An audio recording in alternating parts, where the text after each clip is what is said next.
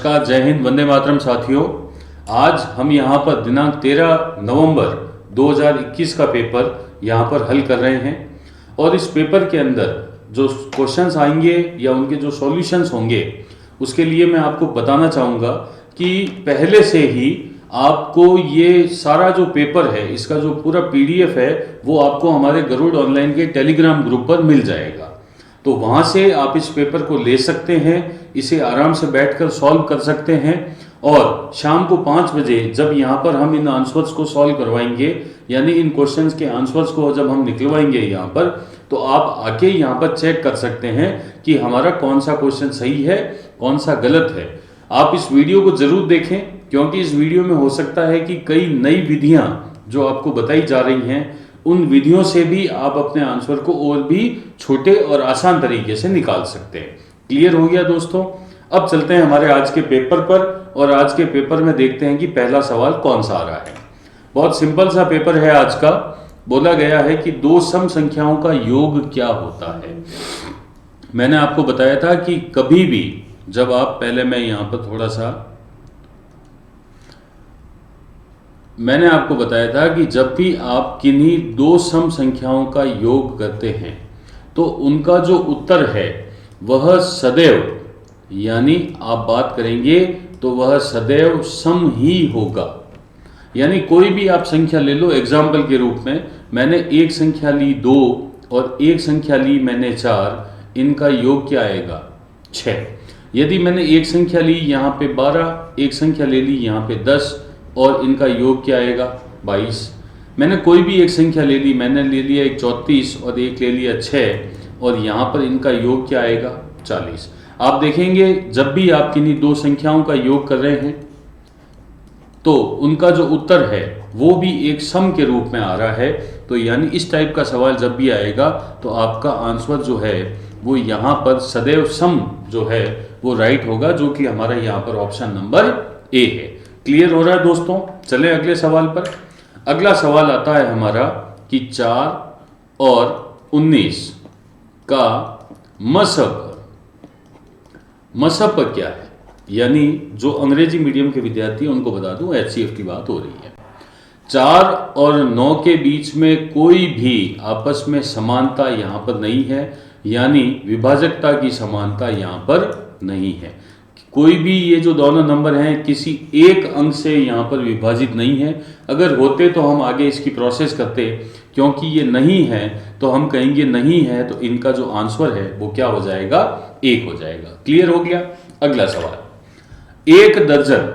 एक दर्जन की जो मैंने आपको मान बताया था कि एक दर्जन का जो मान होता है वो संख्या में कितना होता है?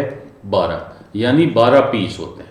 सबसे पहले जब हम छोटे थे तो सब्जी मंडी के अंदर जो केले हैं वो वजन पे ना मिलकर दर्जन पे मिलते थे।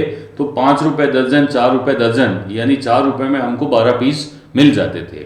तो दर्जन तब से मुझे याद है कि एक दर्जन इंग्लिश में कुछ ऐसा लिखा हुआ आएगा, ये तो आप इसको ध्यान से देख लेना, ये डजन लिखा हुआ आता है वहाँ पर। तो कई बार यदि पेपर में वहाँ पर इस तरीके से डजन लिखा हुआ आ गया तो इसे दर्जन ही, हम एक्चुअल में जो सही शब्द है वो डजन है, हम हिंदी में इसे दर्जन बोलते हैं।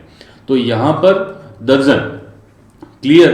तो 12 पीस की यहाँ पर बात हो गई। तो क्वेश्चन ये कह रहा है कि यदि 12 साबुन की जो टिक्कियाँ हैं उनका मूल्य यहाँ पर 180 रुपये है, तो यानी एक टिक्की का मूल्य हमारा हो गया 180 बटे में 12। 180 बटे में 12 का मतलब हो गया कि एक जो साबुन है वो हमारी 15 रुपए की है। क्लियर हो गया? तो यदि एक साबुन 15 रुपए की है तो 8 साबुन का मूल्य क्या होगा? तो 8 पंजे 40 का 0 हासिल 4, 8 एकम 8, 8 और 4 12, यानी आंसर हो गया 120। यानी 8 साबुन यदि लानी है तो 120 रुपए देने पड़ेंगे। अगला सवाल औसत का है, बढ़िया सवाल है। एक व्यक्ति नहीं, 8 व्यक्ति हैं। 8 व्यक्तियों का औसत भार 1.5 किलो बढ़ जाता है जब उनमें से एक व्यक्ति जिसका भार 65 किलो है के स्थान पर एक नया व्यक्ति स्थानापन्न कर दिया जाता है। यानी एक व्यक्ति गया और उसकी जगह वहीं पे दूसरा व्यक्ति आ गया। नए व्यक्ति का भार क्या है? इस प्रकार का सवाल जब भी आपके सामने आए आपको कुछ नहीं करना है, आप मेरी बात को ध्यान से देखना। यानी 8 व्यक्तियों में से एक आदमी जा रहा है और उसकी जगह दूसरा आदमी आ रहा है, यानी व्यक्तियों की ये जो संख्या है इस पर कोई भी प्रभाव नहीं पड़ा है। यानी यहाँ पर ना तो कोई व्यक्ति प्लस हुए हैं ना माइनस, क्योंकि यहाँ पर 8 थे और 8 के 8 ही रह गए। अब आप ध्यान से देखना, जो व्यक्ति गया है वो कितने किलो का है यहाँ पर, तो आप कहोगे 65 किलो का है। उसके जाने से और दूसरे के आने से जो औसत वजन है उसमें 1.5 किलोग्राम की वृद्धि हो गई। औसत वजन किसका, यानी वो 8 व्यक्तियों के औसत वजन में यदि 1.5 किलो की वृद्धि हो गई तो यहाँ पर कुल वृद्धि जो हो गई वो हो चुकी है आपकी 12 किलो। कोई डाउट नहीं है। यानी नए वाले आदमी के आने की वजह से यहाँ पर 12 किलो वजन बढ़ जाता है। किसका, 65 वाला जो गया था वो, और नया आया उससे 12 बढ़ गया, यानी 5 और 2 7, 6 और 1 7, यानी जो नए भाई साहब आए हैं उनका वजन हो गया 77 किलो, यानी डी ऑप्शन जो है वो आपका राइट होगा। क्लियर। इस सवाल का मैं आपको यहाँ पर एक छोटा सा नेगेटिव भी बता देता हूँ। इसका नेगेटिव सवाल भी बनता है। वो कैसे बनता है, यदि यहाँ पर ये जो बोला गया शब्द है कि बढ़ जाता है, अगर यहाँ बढ़ जाने की जगह यहाँ पर घट जाता शब्द अगर आ जाता तो आप क्या करते, तो जाने वाला या जो व्यक्ति है वो 65 किलो, 8 व्यक्तियों का औसत वजन 1.5 किलो घट जाता, यानी कुल 12 किलो घट जाता।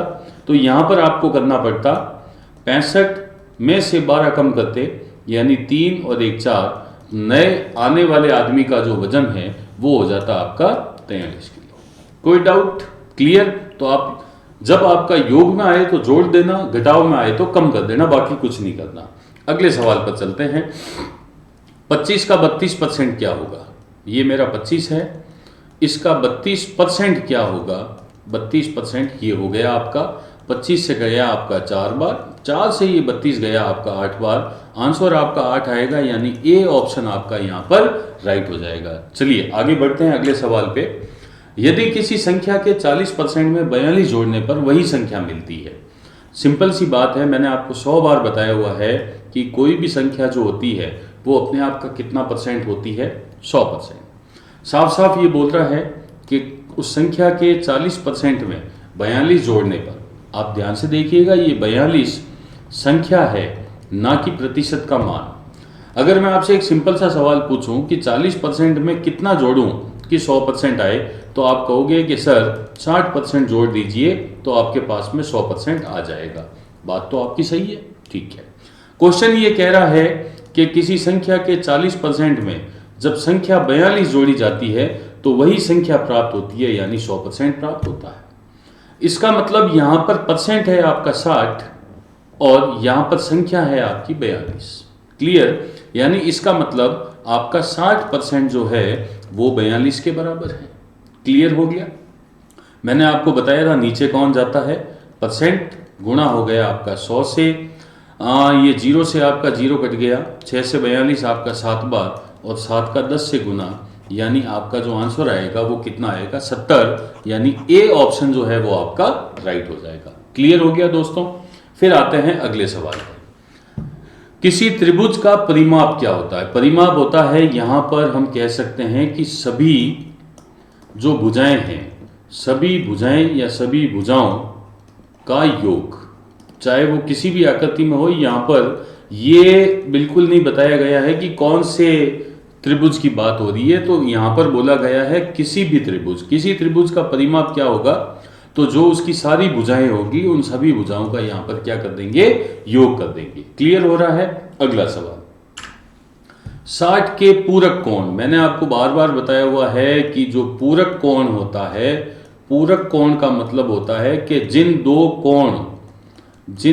कोणों का जो योग है वो 90 डिग्री होता है, वो आपके पूरक कोण होते हैं। यानी अगर मैं लाइन बनाऊं, इस पे ये समकोण बनाऊं यहाँ पर, और यहाँ से लेकर 0 से लेकर 90 डिग्री के बीच का ये जितना भी हिस्सा है, यहाँ पर जो भी एंगल होंगे, ये वाला और ये वाला, ये दोनों मिलकर 90 डिग्री यानी 90 डिग्री होने चाहिए।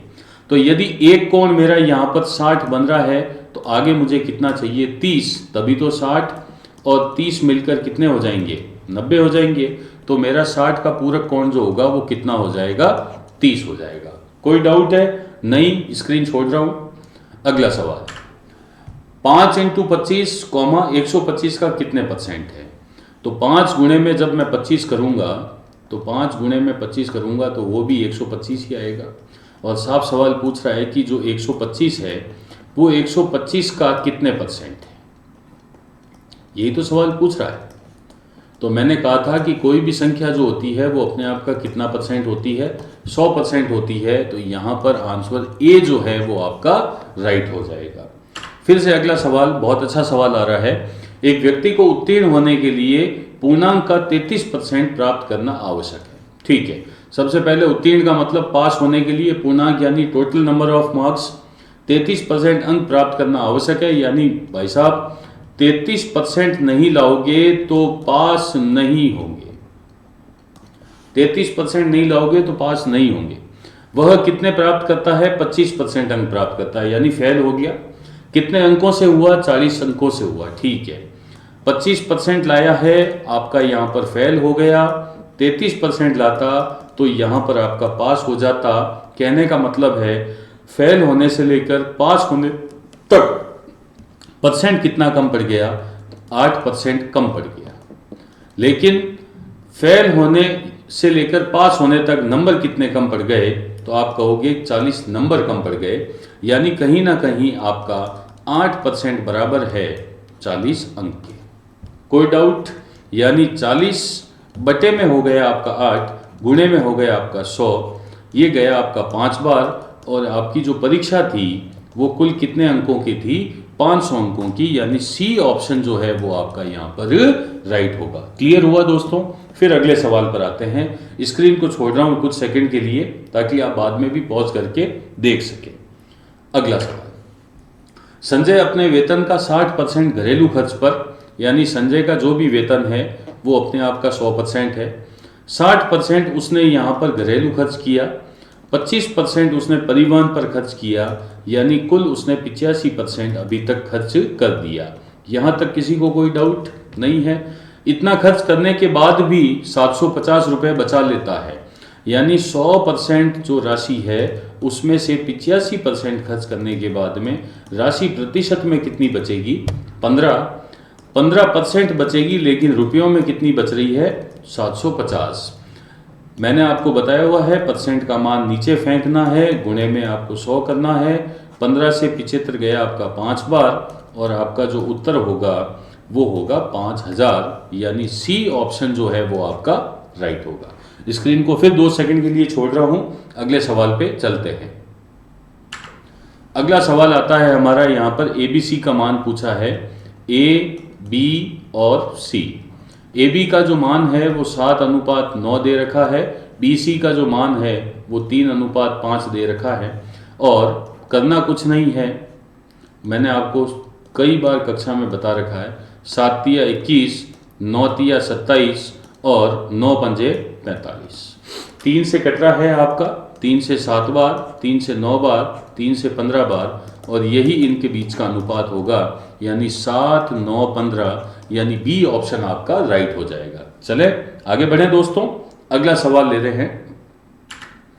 कोई धन 7 वर्ष में दुगना हो जाता है तो वह कितने वर्ष में 8 गुना हो जाएगा? यहाँ पर कुछ लिखना भूल गया, यानी मैं आपको बता देता हूँ कि ये जो सवाल है ये यहाँ पर चक्रवृद्धि ब्याज का है, तो उसने यहाँ पर चक्रवृद्धि ब्याज को लिखना भूल गया है, तो मैं बता देता हूँ आपको वापस से। तो सिंपल सा है कि यदि मैं 1 रुपया लगाता हूँ और उसके दुगना होना है, यानी 1 रुपये के 2 रुपये होने हैं, तो मुझे समय लग रहा है 7 वर्ष। 2 रुपये से अगर दुगना होगा यानी 4 रुपया होगा तो फिर 7 वर्ष लगेंगे। 4 रुपये से दुगना होगा यानी 8 रुपये हो जाएगा तो फिर 7 वर्ष लगेंगे। तो उसने बोला है तो 1 से 8 होने में यानी 8 गुना होने में समय कितना लगेगा? तो 7 वर्ष ये, 7 ये और 7 ये, यानी टोटल 7 + 7 + 7 यानी कुल 21 वर्ष का समय लगेगा।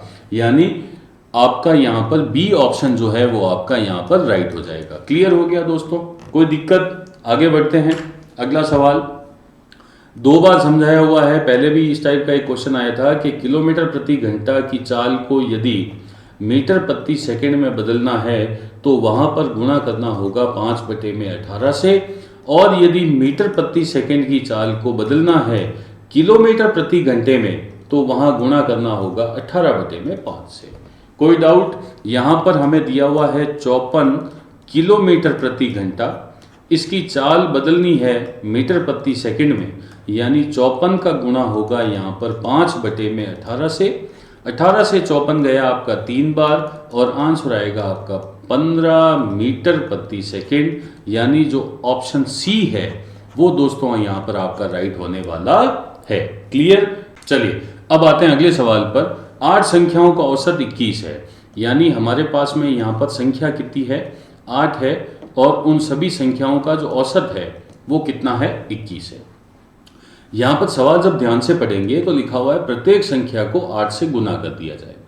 मैंने आपको बताया हुआ है जब प्रत्येक संख्या की बात आ जाए, यानी जब भी प्रत्येक संख्या की बात आ जाए, वहाँ पे यदि योग की बात हो तो आपको औसत में उतना ही जोड़ना है, यदि वहाँ पे घटाव की बात हो तो आपको औसत में से उतना घटाना है, यदि गुणा की बात हो तो आपको भी औसत में उससे गुणा कर देना है। क्योंकि हमारे सवाल में यहाँ पर गुणा की बात हो रही है तो हम भी औसत को 8 से गुणा कर देंगे। 8 एकम 8 और 8 दूनी 16, तो नया जो औसत है वो हो जाएगा 168, यानी बी ऑप्शन हमारा यहाँ पर राइट हो जाएगा। बहुत प्यारा सवाल था, एक बार आप लोग पूरा ध्यान से देखना। मैं स्क्रीन को कुछ 2 सेकंड के लिए छोड़ देता हूँ। अगला सवाल कहीं ना कहीं ये जो सवाल है क्षेत्रफल का सवाल है। एक वृत्ताकार मैदान का क्षेत्रफल, वृत्ताकार मैदान का क्षेत्रफल यानी वृत्त का क्षेत्रफल, वृत्त का जो क्षेत्रफल होता है वो कितना होता है? आप कहेंगे पाई आर स्क्वायर होता है, यानी यहाँ पर हमें पाई आर स्क्वायर बराबर दिया हुआ है हमें यहाँ पर 154। कोई दिक्कत? पाई का मान कितना रख सकता हूँ दोस्तों? 22/7 गुणे में आर का स्क्वायर बराबर में 154। पूरा सवाल समझा रहा हूँ। आर स्क्वायर बराबर 154, 7 आपका ऊपर चला जाएगा, 22 आपका यहाँ पर नीचे आ जाएगा। क्लियर हो गया? अब 22 का भाग कितनी बार जाएगा? तो यहाँ पर 11 से भाग दे देते हैं। 11 एकम, 11 4, 11 चौक और 11 दूनी। क्लियर हो गया?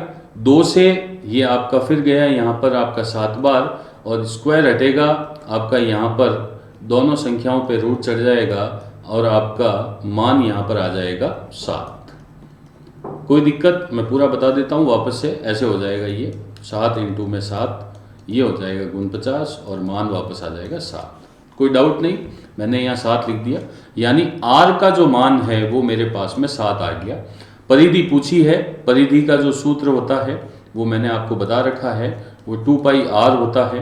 2 का 2, पाई का मान आपका हो गया 22/7 और आपका हो गया 7। रेडियस आर त्रिज्या, 7 से आपका 7 कट गया, 22 और 2 का गुणा जो है वो हो गया आपका यहाँ पर 44, यानी ए ऑप्शन जो है वो आपका राइट हो जाएगा। क्लियर दोस्तों? एक बार स्क्रीनशॉट ले लेना, देख लेना, यदि कोई भी दिक्कत होती है तो इसको एक बार समझ लेना वापस से, नहीं भी होता है फिर भी पूछ लेना वापस। चलें अगले सवाल पर। अगला सवाल, 80 और 90 के बीच की अविभाज्य संख्याएं यानी अभाज्य संख्या। अब ये कैसे? तो एक सूत्र बताया हुआ है, उस सूत्र के अनुसार आपको वैसे ही पता चल जाएगा, लेकिन यहां पर सूत्र की जरूरत ही नहीं है क्योंकि यहां पर तो संख्या पूछी है। तो यदि हम 87 की बात करते हैं तो 87 में तो 3 का भाग जाता है, 88 में जाता है आपका 2 का भाग जाता है, आपका 11 का भाग जाता है, आपका 8 का भाग जाता है, जिसका बोलो 90 81, यानी ये भी नहीं है, तो ये भी नहीं है आपकी, ये भी नहीं है आपकी, ये भी नहीं है, बची कौन सा? बी ऑप्शन 83 जो है वो आपका क्या है? अभाज्य संख्या। क्लियर हो गया? तो इसने पूछा है कुल, ये नहीं पूछा है कि 80 और 90 के बीच में कुल कितनी है, चारों ऑप्शंस में से पूछा है, यानी 83 को हम यहाँ पर अभाज्य संख्या घोषित कर देंगे। अगला सवाल, 0, 3, 5, √11 और √36 में से अपरिमेय संख्या कौन सी है? अपरिमेय संख्या यदि बात करें जीरो की, तो परिमेय संख्याएं वह होती हैं जिन्हें p बटा क्यू के, मैंने परिमेय संख्या बोला, ध्यान रखना, p बटे क्यू के रूप में लिखा जा सकता है, और जहां पे जो q है वो कभी भी जीरो नहीं हो सकता। तो अपरिमेय संख्या इसका उल्टा हो गया, यानी p बटा क्यू के रूप में नहीं लिखी जा सकती। यही तो बात हो गई। अब अपरिमेय संख्या जीरो के नीचे यदि मैं एक का मान रखता हूं, उसके मान पर कोई प्रभाव नहीं पड़ेगा, तो जीरो जो है वो आपका परिमेय संख्या। तीन भी आपका परिमेय संख्या, क्योंकि नीचे एक रखने से मान पर कोई प्रभाव नहीं। 5 भी आपका परिमेय संख्या, क्योंकि यहां पर भी कोई फर्क नहीं पड़ा। लेकिन जब मैं रूट 11 की ओर देखता हूं तो एक बात नजर आती है कि जो रूट पूरा नहीं खुलता, आप मेरी बात को ध्यान से देखना, जो रूट पूरा नहीं खुलता वो संख्या जो होती है वो हमेशा अपरिमेय होती है। क्या होती है? अपरिमेय होती है। तो एक तो रूट 11 हो गया अपरिमेय। रूट 36 का मान पूरा खुलता है, रूट 36 का मान 6 होता है, परिमेय हो गया, यानी डी ऑप्शन जो है वो हमारा यहाँ पर राइट आंसर हो जाएगा। क्लियर हुआ दोस्तों? चलें फिर अगले सवाल पर, स्क्रीन छोड़ रहा हूँ 1 मिनट के लिए। अगला सवाल ये रहा। एक बाड़े में कुछ मोर व कुछ हिरन हैं, ठीक है, और पैर गिनते हैं तो आते हैं 100, सिर गिनते हैं तो आते हैं 40। बताओ हिरण के कितने पैर हैं, या हिरण कितने होंगे, सॉरी। देखते हैं, जैसा भी सवाल इस बार ऐसा आए तो आप यहां पर एक चीज कर दीजिए, यहां पर पहले लिख दीजिए हेड, और यहां पर लिख दीजिए फीट। वापस बता देता हूं, हेड यानी यहां पर सर, और यहां पर आपको रख देना है पैर। कोई दिक्कत? मेरे पास में इसके बहुत सारे तरीके हैं, इस सवाल को कर सकते हैं अपन 5 तरीकों से अलग अलग। एक छोटा सा तरीका आपको बता रहा हूं। यदि मैं हम हेड की बात करते हैं तो सिर कितने हैं? 40। पैर कितने हैं? 100। कोई दिक्कत नहीं है, जितने भी सर हैं उसे दुगना कर दीजिए, कितने हो गए? 80। जो भी आता है उसे आप पैरों में से घटा दीजिए, कितना आया आपके पास में? 20। कोई दिक्कत? भाग दे दीजिए आप 2 का, 20 में 2 का भाग देंगे आपके पास में आएगा 10। ये जो 10 आएगा ये हमेशा 4 पैर वाले जानवर आएंगे। कौन से आएंगे? 4 पैर वाले जानवर आएंगे। तो 4 पैर वाले जानवर, हिरण ही तो पूछे हैं, हिरण हो गए आपके यहां पर 10। क्लियर? एक बार फिर ध्यान से देखना, बढ़िया सवाल है। वापस बता देता हूं, जितने भी सर दिए हुए हैं उसे 2 से गुणा कीजिएगा, जो भी आंसर आता है उसे पैरों में से घटा देना, क्योंकि पहले गुणा किया हुआ है, फिर भाग दे देना। तो 20 से भाग दे दोगे 2 बार तो 4 पैर वाले जानवर आएंगे यहाँ पर 10। और इसको आप ऑप्शन से भी कर सकते थे कि यदि आप बताओ हिरण कितने हैं, यदि आप हिरण कहते 30 तो हिरणों के पैर होते हैं 4, तो जाते 120, तो 100 पैर तो नहीं होते, तो ये ऑप्शन हो ही नहीं सकता था। 10 को छोड़ो, आपका आंसर है 28 जनों के भी 4 पैर, ये भी बैठता नहीं। 12 वाले ऑप्शन पे आते तो हिरणों के 4 पैर यानी 48 पैर हो जाते, क्योंकि आपने 12 हिरण बोल दिए हैं। तो अब इसका मतलब हो गया कि आपके पास में 28 जो हैं वो मोर हो गए, तो 28 मोरों के 2 पैर, तो ये हो जाते आपके 56। 8 और 6 14 का 4 हासिल 1, 5 4 9 और 1 10, कुल पैर 104 होते हैं। ये भी ऑप्शन नहीं होता, इसका मतलब 10 जो है वो आपका ऑप्शन राइट हो जाएगा। क्लियर? चलिए आते हैं अगले सवाल पर। किसी सांकेतिक भाषा में बैड यानी बी 2 नंबर पे आता है, वाई 25 नंबर पे आता है। कहने का मतलब है कि बी आगे से 2 नंबर पे आता है और जो आपका वाई है वो पीछे से 2 नंबर पे आता है। ए 1 नंबर पे आता है, जेड 26 पे आता है। बात वो की वो है, आगे और पीछे का गेम खेला जा रहा है। तो सेम और एच का हम देखेंगे नहीं, हम आते हैं सीधा लव पे। तो LOVE, एल जो है वो हमारा 12 नंबर पे आता है, ओ हमारा 15 नंबर पे, वी जो है वो हमारा 22 नंबर पे, और ई हमारा यहाँ पर 5 नंबर पे। PQRSTUVWXYZ, ठीक है, कोई दिक्कत नहीं। इसका उल्टा करना है तो आपका 27 कर दीजिए यहाँ पर। 27 में से 12 गया, कितना बचेगा? 27 में से 12 गया आपका 15, 27 में से 15 गया बचेगा आपका 12, 27 में से 22 गया बचेगा आपका 5, और 27 में से 5 गया आपका बचेगा 22। आपने बिल्कुल उल्टा कर दिया। अब यहाँ पर नंबर लगा दीजिए। तो 15 नंबर पर आता है आपका O, 12 नंबर पे आ जाएगा आपका L, 5 नंबर पे आ जाएगा आपका E और 22 नंबर पे आ जाएगा आपका V। तो OLVE जो है वो आपका आंसर होगा। तो C ऑप्शन जो है वो आपका यहाँ पर राइट हो जाएगा। एक बार वापस से बताता हूँ, मैं थोड़ा अलग तरीके से कर दिया, आप कंफ्यूज मत हो जाना, ठीक है ना। बैड, यहाँ पर ध्यान से देखिएगा कि B आगे से 2 नंबर पे आ रहा है, Y पीछे से 2 नंबर पे आ रहा है, A आगे से 1 नंबर पे आ रहा है, Z पीछे से 1 नंबर पे आ रहा है, D आगे से 4 नंबर पे आ रहा है, जबकि W पीछे से 4 नंबर पर आ रहा है। मैंने आपको पीछे वाले अंकों का बताया हुआ है कि जिसका भी मान निकालना है पीछे का मान, उसको 27 में से घटा दीजिए, उसका आ जाएगा। अब यहाँ पर लिखा हुआ है लव, LOVE। तो लव हमने कहा कि आगे से 12 नंबर, 15 नंबर, 22 नंबर और 5 नंबर पे आता है। पीछे से कितने नंबर पे आएगा? तो जो संख्या पीछे से आएगी उसको क्या करते हैं, इसका उल्टा कर देते हैं। तो 27 में से 12 गया यानी पीछे से 15 वाली आएगी, 27 में से 15 गया यानी पीछे से 12 नंबर पे आएगी, 27 में से 22 गया यानी पीछे वाली 5 नंबर पे आएगी, और 27 में से 5 गया यानी पीछे वाली संख्या 22 नंबर पे। तो जो भी आपकी यहाँ पर संख्या है, क्योंकि मान तो उल्टा निकाल दिया है, तो O का मान 15, L 12 पे, E आपका 5 पे और V जो है वो आपका 22 पे हो गया। क्लियर दोस्तों? अच्छा सवाल था, इसको पकड़ के रखना, एक बार देख लेना। इसके बाद में आपका साइंस का पेपर शुरू हो जाएगा और साइंस के बाद में तुरंत हो जाएगा जीके का। सिंपल सी बात है, जो वादा किया वो निभाना पड़ेगा। तो यानी हमने जो वादा किया आपसे, उस वादे को हम निभा रहे हैं। रोज का एक पेपर सेट आपको दे रहे हैं। हमारे गरुड़ ऑनलाइन के जो हमारा टेलीग्राम का चैनल है उसके ऊपर भी आप जुड़कर इस पेपर को पहले प्राप्त कर सकते हैं। उस पेपर को आप जब यहाँ से प्राप्त कर लेंगे तो उसके बाद आप इसे सॉल्व कर लीजिए। सॉल्व करके आप ये देखिए कि मेरे कितने सवाल सही हैं। आप हमारे टेलीग्राम ग्रुप के ऊपर भी भेज सकते हैं मैसेज, हमारे व्हाट्सअप नंबर दिए हुए हैं उस पर भी आप मैसेज करके बता सकते हैं कि सर आज मेरे इतने सवाल हुए थे और इतने मेरे सवाल गलत हुए। कई बच्चे कुछ डाउट क्वेश्चंस भी भेजते हैं, उन बच्चों के लिए भी मैं बता देता हूं कि उसका जो भी आंसर्स वगैरह है मैं वैसे तो मैं भेज देता हूं। बाकी अधिकतर मैं क्या करता हूं कि उन प्रश्नों को मैं जो पेपर है उसके अंदर संग्रहित करवा देता हूं ताकि उसका लाभ जो है वो सभी बच्चों को मिल सके। क्लियर दोस्तों? आज के मैथ्स के पेपर के अंदर 20 सवाल जो मैंने आपको समझाए, आशा करता हूं कि वे सारे सवाल जो हैं आपको समझ में आए होंगे। कल एक नए पेपर के साथ में मैं फिर गणित और रीजनिंग के 20 सवाल लेकर आपके सामने हाजिर हो जाऊंगा। तब तक के लिए जय हिंद, जय भारत। नमस्कार, जय हिंद साथियों, कैसे हैं आप सभी? आइए साइंस के क्वेश्चन स्टार्ट करते हैं। फर्स्ट क्वेश्चन आपका साइंस का, उत्पादक गैस निम्न का मिश्रण है। उत्पादक गैस बोले या फिर जैसे बोल सकते हैं प्रोड्यूसर गैस। कौन सी गैस? Producer gas. वो मिश्रण किसका होता है?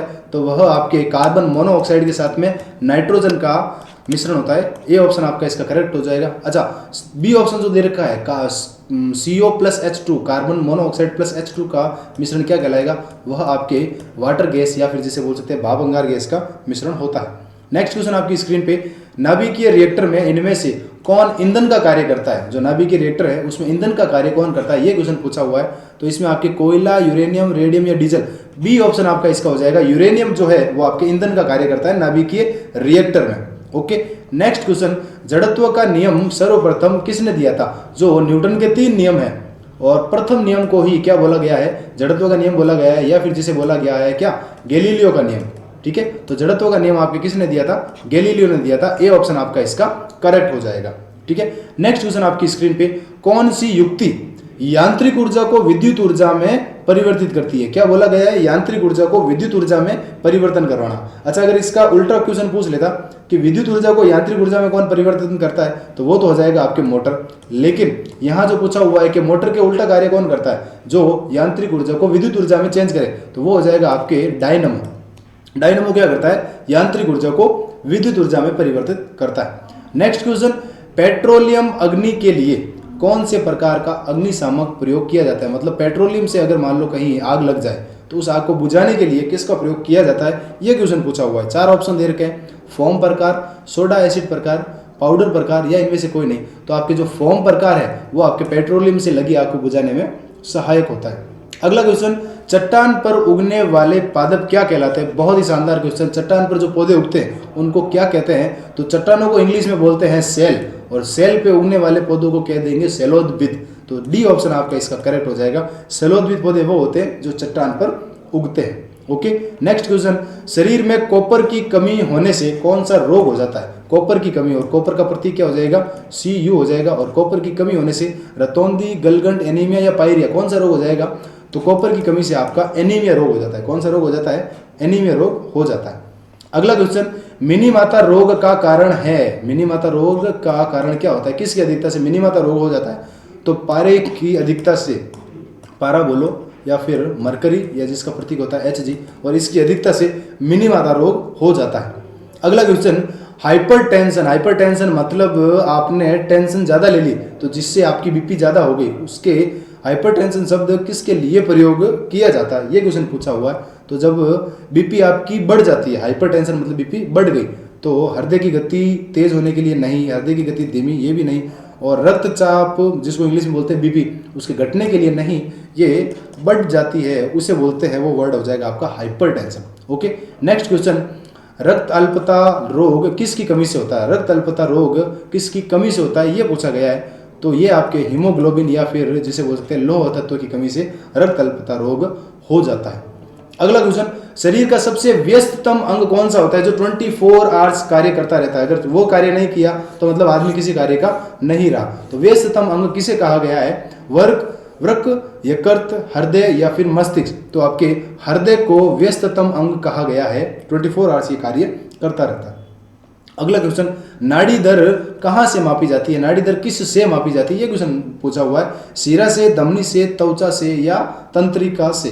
तो वो आपके नाड़ी दर है वो धमनी से मापी जाती है। किससे मापी जाती है? धमनी से मापी जाती है। यहाँ पे हाथ रख के डॉक्टर चेक करता है ना नाड़ी दर, ठीक है। नेक्स्ट क्वेश्चन आपका, रक्त धारा में ऑक्सीजन ले जाने वाला प्रोटीन होता है। प्रोटीन कौन सा होता है रक्त धारा में ले जाने वाला? ठीक है, तो वो ऑक्सीजन को ले जाने का कार्य कौन करता है? आपके हीमोग्लोबिन करता है। कौन करता है? हीमोग्लोबिन ऑक्सीजन को ले जाता है। ओके, नेक्स्ट क्वेश्चन आपके, निम्न में से कौन सी ग्रंथि सबसे बड़ी ग्रंथि है? ना तो आपके वो अंतःस्रावी पूछा है, ना बहिस्रावी पूछा है, ना मिश्रित ग्रंथि। सिंपल सा पूछा है कि सबसे बड़ी ग्रंथि, शरीर की सबसे बड़ी ग्रंथि कौन सी है? तो शरीर की सबसे बड़ी ग्रंथि हो जाएगी आपकी यकृत ग्रंथि। अच्छा, अगर बात करें कि अंतःस्रावी ग्रंथि में सबसे बड़ी ग्रंथि कौन सी होती है? अंतःस्रावी ग्रंथि में आपके सबसे बड़ी ग्रंथि हो जाएगी आपके थायराइड ग्रंथि, जो आपके गले में होती है। ओके, नेक्स्ट क्वेश्चन आपकी स्क्रीन पे, जल का सर्वाधिक अवशोषण करता है। जल का सर्वाधिक अवशोषण कौन करता है? अच्छा, अगर बात करें, 4 ऑप्शन दे रखे, ग्रसनी, आमाशय, छोटी आंत या बड़ी आंत। भोजन की बात करें तो भोजन का सर्वाधिक अवशोषण करता है छोटी आंत, लेकिन यहाँ बात की जा रही है जल का अवशोषण, और जल का अवशोषण करता है बड़ी आंत। डी ऑप्शन आपका इसका करेक्ट हो जाएगा। ओके, जय हिंद, जय भारत। जय हिंद साथियों, गरुड़ ऑनलाइन परिवार में आपका हार्दिक स्वागत है। मैं कलाव सर, और आज आपके सामने लाया हूँ जीके का पेपर सोल्यूशन। ये है अपना पहला सवाल जीके का। बाबा भूदान पहाड़ी लो अयस्क भंडार किस राज्य में स्थित है? तो ये स्थित है कर्नाटक। ऑप्शन बी यहाँ पे से जवाब होगा। नेक्स्ट सवाल देखते हैं, कौन सा परंपरागत ऊर्जा का स्रोत नहीं है? मैंने आपसे नहीं है पूछा है, तो भूताप ही है। ये परंपरागत ऊर्जा का स्रोत नहीं है, बाकी ये तीनों परंपरागत ऊर्जा के स्रोत है। अगला सवाल, दक्षिण भारत का मैनचेस्टर कौन सा नगर कहलाता है? तो दक्षिण भारत की बात करिए तो कोयम्बटूर, तमिलनाडु, ये कहलाता है दक्षिण भारत का मैनचेस्टर। अगला सवाल देखते हैं, निम्नलिखित जोड़ों में से कौन सा एक सही है? तो ये चारों में से कौन सा सही है? ये गलत है, ये भी गलत है और ये भी गलत है। अपना सही है ये वाला। कांडला पोर्ट कहाँ स्थित है? गुजरात के अंदर, ये अपना यहाँ पे सही होगा।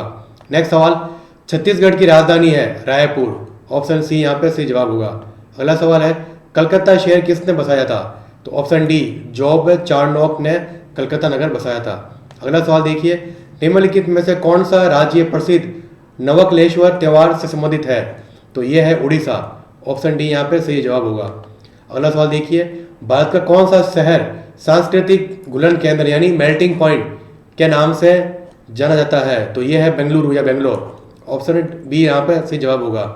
अगला सवाल देखिए, Tata institute of fundamental research centre कहाँ पे स्थित है? मुंबई के अंदर। ऑप्शन डी यहाँ पे सही जवाब होगा। अगला सवाल, आर्कटिक मरुस्थल किसका दूसरा नाम है? तो ये है ऑप्शन ए, टुंड्रा प्रदेश। ठीक है। अगला सवाल देखिए, तीव्रगामी रेलों के लिए निर्मित भूमिगत यूरो सुरंग के द्वारा किन दो देशों को जोड़ते हैं? तो इंग्लैंड और फ्रांस। इन दो देशों को जोड़ता है इस यूरोसुरंग के द्वारा। अगला सवाल देखिए, एस्किमो निवासी है। एस्किमो एक जनजाति है और ये कहाँ के निवासी है? तो ये है कनाडा के अंदर। वैसे मूल रूप से ये निवासी कहाँ की है? तो ये है मंगोल के। लेकिन मैंने पूछा एस्किमो निवासी यानी वर्तमान में कहाँ ये निवास करते हैं? तो ये निवास करते हैं कनाडा के अंदर। ऑप्शन अपने यहाँ पे ए राइट होगा। अगला सवाल देखिए, निम्नलिखित जंगलों में से कौन सा जंगल पृथ्वी ग्रह के फेफड़ों के नाम से जाना जाता है? यानी पृथ्वी के फेफड़े कौन सा जंगल है? तो ये ऑप्शन ए अमेजन के जंगल यानी अमेजन वर्षा वन। अगला सवाल, राज्यसभा कब भंग होती है? ये कभी भी भंग नहीं होती, ये हमेशा स्थायी रहती है। ठीक है। अगला सवाल देखिए, राज्यसभा के सदस्यों का कार्यकाल कितना होता है? तो इनके मेंबरों का कार्यकाल होता है वो होता है 6 वर्ष। ऑप्शन बी यहाँ पे राइट जवाब। तो साथियों ये था मेरे द्वारा जीके का पेपर सोल्यूशन। उम्मीद करता हूँ आपको वीडियो अच्छा लगा। यदि वीडियो अच्छा लगा तो लाइक करो, शेयर करो और जिसने भी चैनल को सब्सक्राइब नहीं किया तो अधिक से अधिक चैनल को सब्सक्राइब कर लीजिए। जय हिंद साथियों।